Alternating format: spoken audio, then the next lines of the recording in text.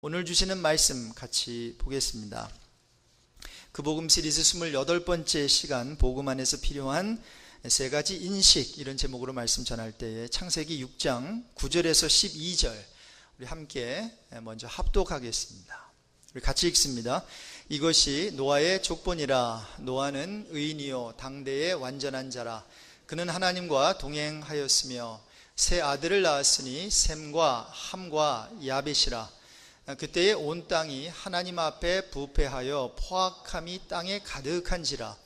하나님이 보신즉 땅이 부패하였으니 이는 땅에서 모든 혈육 있는 자의 행위가 부패함이었더라. 우리 하나님을 믿는 자들, 특별히 성경을 믿는 자들은 이 성경을 어떻게 읽을 것인가, 이걸 가지고 좀 고민을 해야 됩니다. 왜냐하면 이 성경은 그냥 인간의 어떠한 책 중에 또 하나 책이 아니지 않습니까? 이것은 영어로 하면 divine book이에요. 하나님의 책이란 말입니다. 인간에게 주어진 책이긴 하지만, 자, 그렇기 때문에 어떤 이 세상에 좋은 책 읽듯이, 어떤 위인 전기 읽듯이 읽어 나가듯이 이 성경을 읽으면 좀 문제가 있습니다. 만약에 성경을 위인전 읽듯이 읽으면 대단한 사람들이 하나님을 위해서 대단한 일을 하는 것처럼 보인단 말입니다. 그리고는 우리도 그러면 모세처럼, 다윗처럼 대단한 사람 되어서 하나님을 위해 대단한 일을 하자, 이렇게 결론이 이제 난단 말이죠. 그런 것이 성경이 아니다라는 거예요. 그리고 오늘 본문에 나오는 노아가 그렇지 않습니까? 이 성경의 평가가 어때요? 이 노아에 대한 성경의 평가가 9절에 보니까 의인이었대요. 당대의 완전한 자였대요. 그리고 더 나아가서 하나님과 동행했다고 기록하고 있어요. 이 정도면 완벽하지 않습니까? 그런데 여러분, 정말로 노아가 의인이었을까요? 성경의 평가는 표피적으로 보면 의인이었대요. 그 당대의 완전한 자였고 하나님과 동행했다고 기록하고는 있는데, 여러분, 요 9절만 보면은 그래요. 그러나 성경은 그 9절 전, 후 이런 어떠한 문맥을 봐야 되죠. 성경 몇 군데만 찾아봐도 노아는 절대적 의인이 아니었다는 사실을 우리는 알 수 있어요. 자, 그래서 먼저 노아에 대한 대단한 평가를 내리고 나서는 다음 구절을 보십시오. 11절과 12절에서 다음과 같이 말하고 있다고요. 자, 그때 온 땅이 하나님 앞에 부패하여 포악함이 땅에 가득했다는 거예요. 자, 그러면서 12절에 보니까 다시 한번 같이 읽겠습니다. 12절입니다. 하나님이 보신즉 땅이 부패하였으니 이는 땅에서 모든 혈육이 있는 자의 행위가 부패함이었더라. 자, 여기 모든 혈육 있는 자의 행위가 부패함이었다라고 하죠. 여기에 노아가 포함될까요? 당연히 포함되죠. 모든 혈육 있는 자의 행위가 부패했다고 하니까. 자, 그래서 이런 문제가 있는 거예요. 예. 자, 노아는 의인이었다고 했는데 모든 혈육 있는 자의 행위가 부패했다, 확실하게 얘기하고 있죠. 또한 로마서 3장 10절에 가보니까 의인은 없나니 몇 명만 있대요? 몇 명 있는 정도가 아니라 하나도 없는 거예요. 어떤 분들은 소돔과 고모라가 의인 10명이 없어서 망했다 그러는데, 여러분, 의인 10명도 없었습니다. 여러분, 롯이 무슨 의인이었는 줄 아십니까? 아닙니다. 의인 10명이 없어서 멸망한 게 아니에요. 다 죄인이에요. 의인 하나도 없는 거예요. 그래서 이사야 64장 6절에도 보면 이게 굉장히 중요한 저와 여러분의 어떠한 아이덴티티인데, 거기에 보니까 우리 한번 같이 읽겠습니다. 무릇 우리는 다 부정한 자 같아서 우리의 의는 다 더러운 옷 같으며 우리는 다 잎사귀같이 시들므로 우리의 죄악이 바람같이 우리를 몰아갈. 우리가 생각하는 그 의 있죠? 이거는 의로운 행위다라고 생각하는 그 의마저도 다 더러운 옷 같다라고 하는 거예요. 우리는 그것이 좋다고 막 껴입고 브랜드 옷이라고 생각하지만 하나님이 보실 때는 우리가 생각하는 인간 차원의 의는 다 더러운 쓰레기 냄새나는 옷이다. 이렇게 기록하고 있는 것입니다. 자, 그렇다면 여러분, 노아도 이렇게 많은 허물 많은 인간인데 어떻게 완전한 자라고 할 수 있으며 어떻게 하나님과 동행했다고 말할 수 있겠습니까? 특히 노아의 방주 이야기 바로 뒤에 이어지는 내용을 보면 여러분, 노아가 어떤 행동을 합니까? 이제 하나님께서 비를 멈추시고 그 다음에 노아 방주에 있던 노아 식구들을 다 이제 밖으로 나오게 하죠. 그래서 이제 농사를 짓고 아마 포도 나무를 심었던 것 같아요. 그래서 그 풍년이 왔습니다. 포도나무가 이제 잘 자랐고 포도 열매를 이제 갖게 됐습니다. 맺었습니다. 그걸 가지고 포도주를 담았네요. 그리고 노아 할아버지가 그 포도주를 얼마나 마셨는지 정신이 오락가락, 정신을 잃게 되어서 알몸으로 자기 집에서 드러누워 잠이 드는 모습이 성경에 나옵니다. 그리고 그 모습을 보면서 그 아들들이 이제 함 같은 경우는 딱 보고는 밖에 나와서 그 나머지 형제들에게 우리 아버지가 이렇게 아버지의 부끄러운 모습을 보았습니다, 이렇게 알렸지요.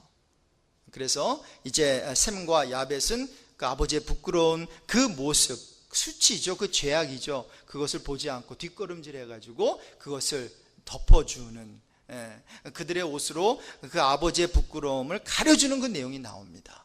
여러분, 이것은 무엇을 얘기하고 있습니까?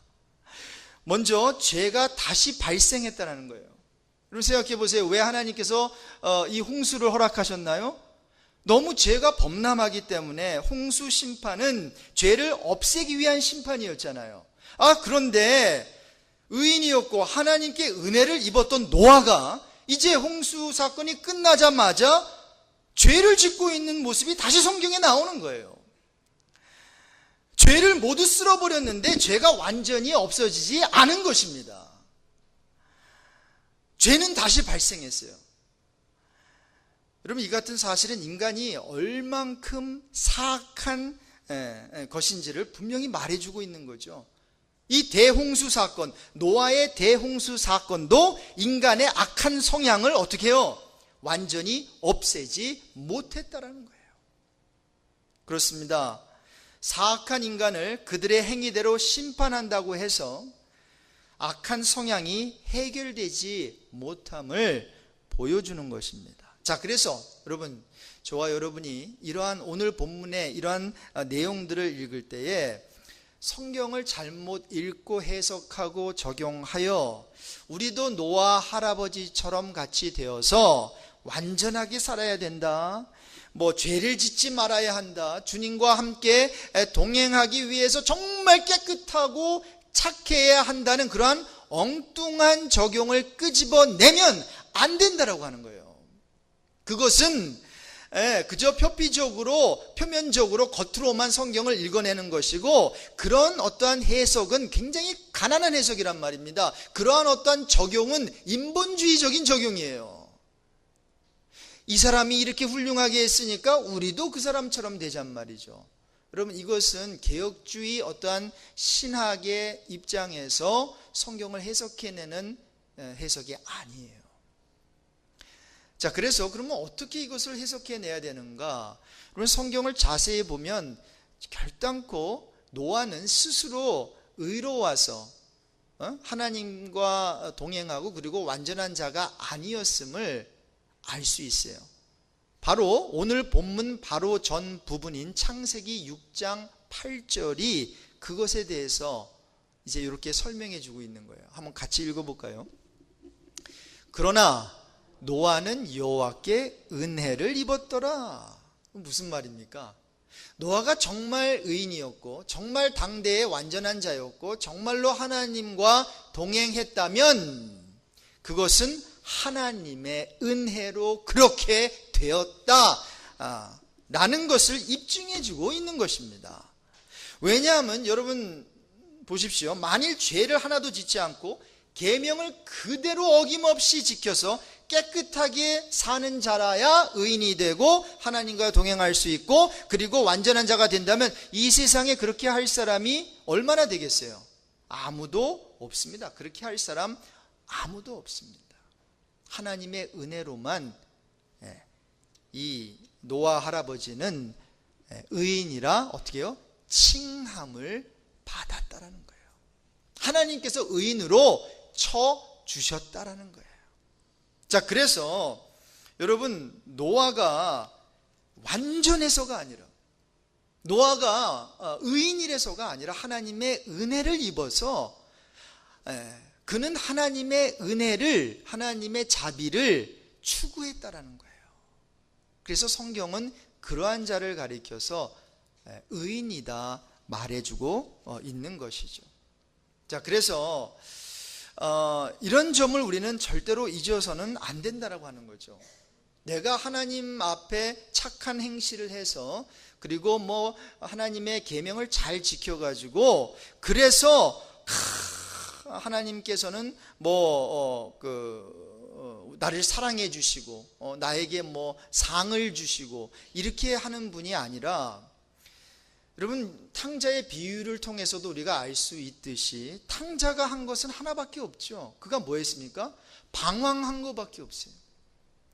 그가 먹고 마시고 아들의 자격을 얻고 좋은 옷을 입고 금가락지를 끼고 기뻐하고 즐거워할 수 있었던 것은, 그가 돌아왔을 때, 여러분, 그가 먼 나라 가가지고 아버지 돈을 가지고 비즈니스 해가지고 뭐 돈을 많이 벌어왔기 때문입니까?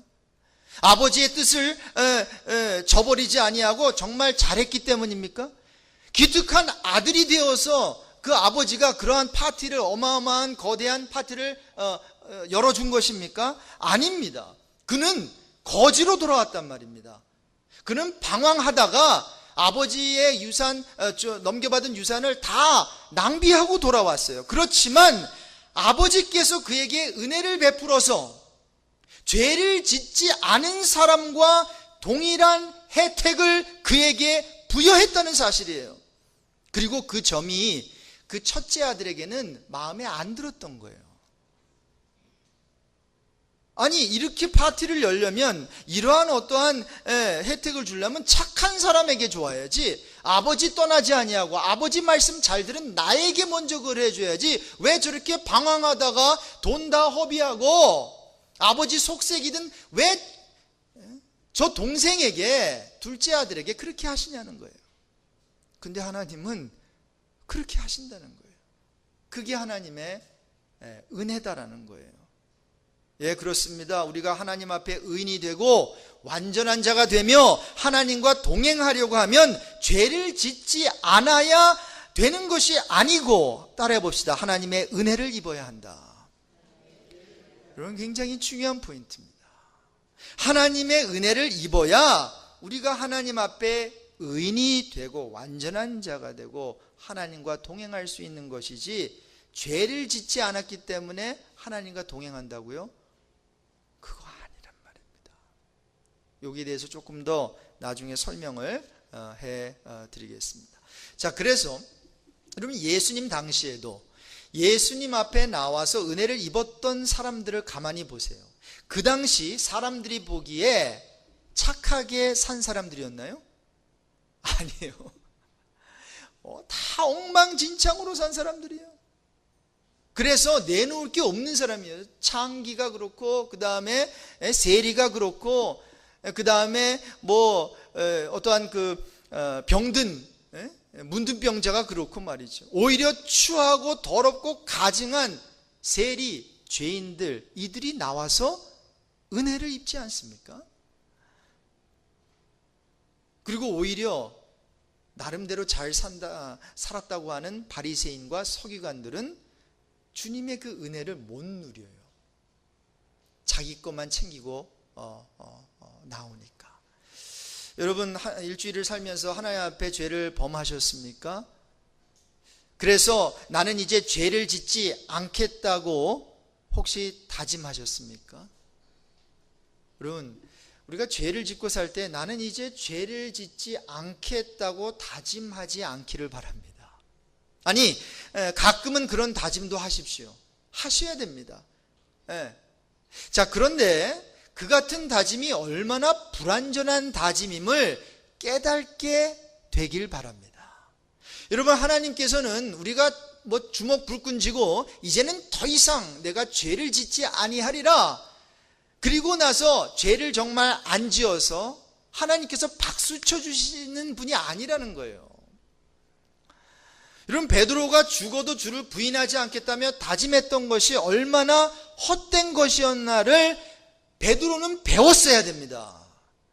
여러분, 베드로가 잘한 것은 3번 주를 부인하지 않겠다고 다짐했던, 그래서 정말 예수님을 부인하지 않는 것이 잘하는 것이 아니라 하나님의 뜻은, 주님의 뜻은 그 잘났던 베드로가 늘 예수님께서 무슨 질문하면 손을 자기가 버쩍버쩍 들고 올바른 입바른 말만 했던 그 베드로가 나도 형편없는 사람이구나, 나도 주님을 부인할 수밖에 없는 그러한 존재구나, 이것을 깨달아야 베드로가 되는 것이지, 자기가 다짐한 대로 부인하지 않겠다며 그렇게 굳게 결심한 대로 그가 되었다라고 한다면 그것은 뭐예요? 성경이 아니에요. 성경은 그런 것들을 기록해 놓는 책이 아니란 말입니다.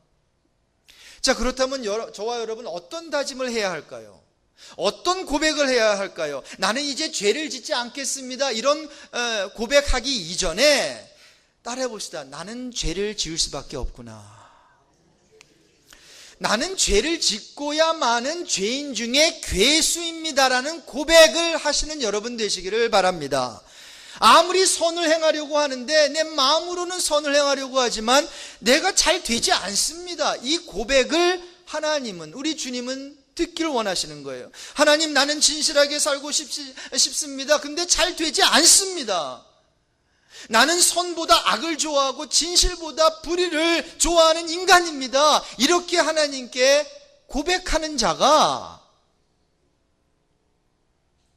그리고 그 고백하는 자를 향하여 그래, 네가 의롭다, 이렇게 성경은 말해주고 있는 거예요. 바로 그런 고백을 예수를 잘 믿던 사도 바울이 했지 않았습니까? 로마서 7장 15절 이하 우리 같이 읽겠습니다.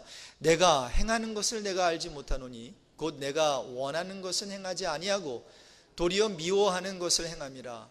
만일 내가 원하지 아니하는 그것을 행하면 내가 이로써 율법이 선한 것을 시인하노니 이제는 그것을 행하는 자가 내가 아니요 내 속에 거하는 죄니라. 내 속 곧 내 육신에 선한 것이 거하지 아니하는 줄을 아노니 원함은 내게 있으나 선을 행하는 것은 없노라. 내가 해야겠다고 생각하는 일은 전혀 하지 않고 도리어 해서는 안 되겠다고 생각하는 일을 하고 있습니다. 이렇게 말하고 있는 거예요. 내 속에 곧 내 육체 속에는 선한 것이 하나도 들어있지 않다는 것을 나는 알고 있습니다. 마음으로는 선을 행하려고 하면서도 나에게는 그것을 실천할 힘이 없습니다. 나는 내가 해야 하겠다고 생각하는 선은 행하지 않고 해서는 안 되겠다고 생각하는 악을 행하고 있습니다. 여러분, 이러한 고백을 사도 바울은 하고 있는 거예요. 자, 그러면서 결론이 어떻게 나갑니까? 오라 나는 공고한 자로다. 이 사망의 몸에서 누가 나를 건져낼 수 있겠습니까? 그리고 로마서 8장에 넘어가서는 그렇기 때문에 뭐예요? 예수 안에 있는 자에게는 정죄함이 없다는 거예요. 그래서 예수가 필요하다라는 거예요. 내 모양, 내 자신, 이 모양 이 꼴이니까 나는 스스로 구원할 수 없습니다. 나는 스스로 의인이 될 수 없습니다. 그러므로 예수가 나를 구해 주십시오. 저는 저와 여러분이 착하게 살고 기특하게 살고 잘해서가 아니라 선이 없는 자신을 포기하고 오직 하나님의 열심으로만 말미암아 의로워지게 되기를 주님의 이름으로 축원합니다. 저는 말씀을 전체적으로 지금 정리를 하면서 복음하면서 필요한 아주 중요한 인식 3가지가 있다면 무엇일까? 한번 간단하게 좀 소개해 올리겠습니다. 자, 첫 번째는 따라해 봅시다. 의로운 삶이 아니라 의로운 분이 필요하다. 이것을 인식하는 게 중요합니다. 여러분, 성경은 의로운 삶을 추구해라 이렇게 이야기하는 책이 아닙니다. 대신 의로운 분, 선한 분, 그분이 필요하다, 이것을 인식하라는 거예요. 우리는 선한 사람이 되는 게 필요한 게 아니라 선한 하나님이 필요한 자요, 노아는 의인이 아니라 은혜가 필요한 사람이었던 것처럼 저와 여러분은 의인이 되는 것이 아니라, 의로운 삶을 살아가는 것이 아니라, 그것이 필요하다는 것을 느끼는 것이 아니라, 내가 착하게 되어야 된다는 그 필요성을 느끼기 이전에, 착하신, 선하신, 의로우신 분은 하나님밖에 없구나, 이것을 인식해야 된다라고 하는 게 성경의 가르침이다라는 거예요. 그래서 다시 한번 말씀드리지만, 나쁜 나무가 나쁜 열매 맺고 좋은 나무가 좋은 열매 맺는다, 그러므로 그 열매로 그 나무를 안다라고 하는 것은 저와 여러분에게 맺혀지는 열매가 나쁜 나무일 수밖에 없기 때문에 너희들은 나쁜 나무이구나라는 것을 인식하라는 거예요. 좋은 나무가 되라고 하는 말이 절대로 아니란 말입니다. 좋은 나무는 예수 그리스도, 선한 좋은 포도나무인 예수님 한 분밖에 없음을 믿습니다.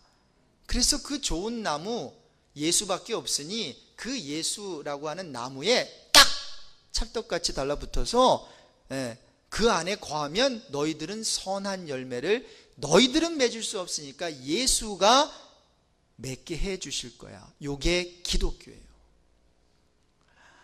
두 번째로, 복음 안에서 우리가 반드시 인식해야 하는 것은, 우리는 단순히 문제 해결이 아니라 하나님의 해결이 필요하다는 것을 인식해야 된다는 거예요.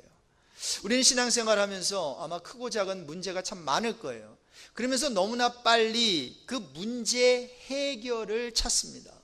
그리고 그 문제 해결을 위하여 하나님을 끌어들여다가, 내 자녀 어떻게 해주세요, 내가 지금 안 되는 비즈니스, 내 지금 건강이 이런데 하면서 단순히 문제 해결이 필요하다, 이것만 인식을 한다는 거죠. 그런데 성경은 문제 해결이 필요한 것이 아니라 너희들에게 필요한 것은 하나님의 해결이야. 하나님의 길, 하나님의 방법, 하나님의 생각이 너희에게 필요하다는 것을 너희들은 인식해야 돼. 이것을 성경은 말하고 있다는 거죠. 자, 그래서 여러분, 죄의 문제도 그렇습니다. 우리가 죄를 청산하겠다고, 죄를 안 짓겠다고 더 이상, 기특한 생각이에요. 그래서 어떤 결단을 내리고 손발 다 잘라냅니다. 귀도 잘라냅니다. 눈도 빼냅니다. 근데 여러분, 여전히 다시 죄에 빠지는 우리의 나약한 모습을 발견하지 않습니까?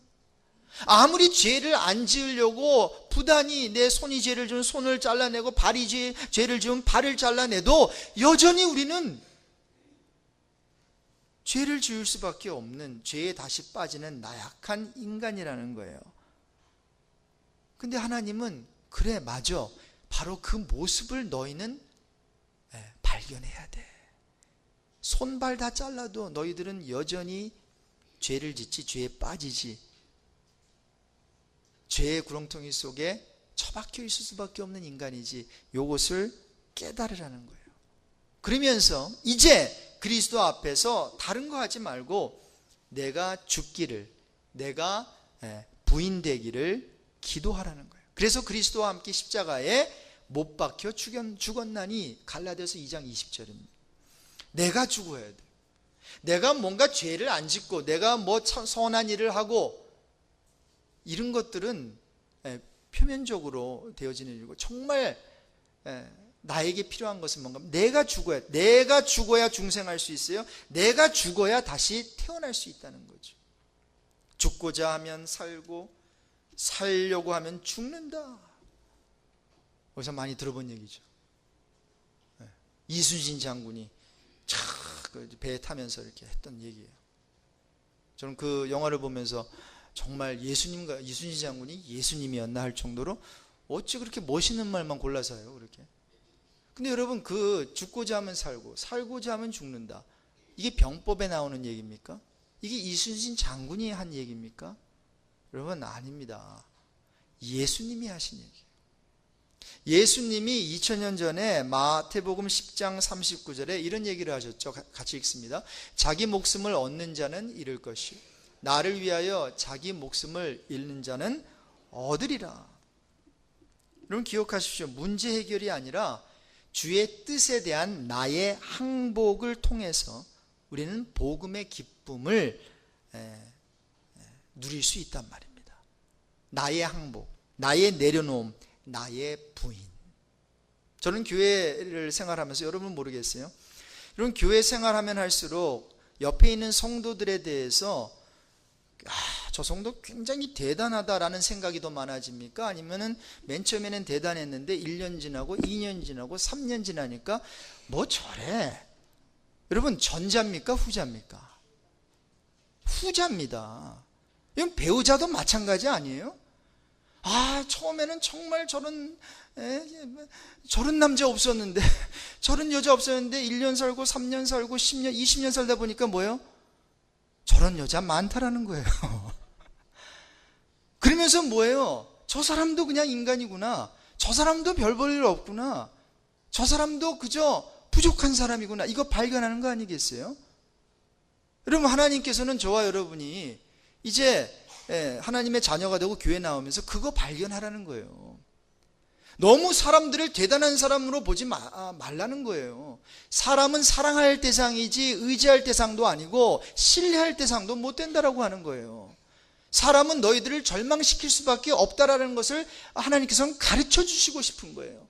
내 부인도 내 남편도 나를 실망시킬 수 있구나, 이것을 배우라는 거예요. 내 자녀도 실컷 키워놨더니 시집장가 가서는 전화 한 통화 안 걸더라. 자녀도 나를 실망시킬 수 있는 겁니다.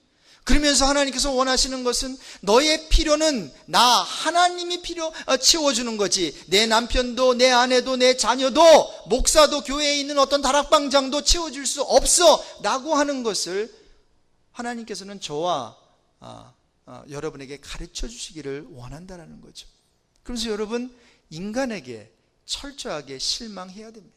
이 세상에 살면서 이 세상이 왜 이래?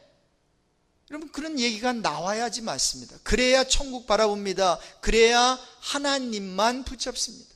그래야 우리 주님만, 주님의 은혜에만 호소할 수 있는 삶을 살 수 있다는 거예요. 마지막 세 번째로 우리는 따라해 봅시다. Why가 아니라 Yes가 필요하다는 것을 인식해야 된다.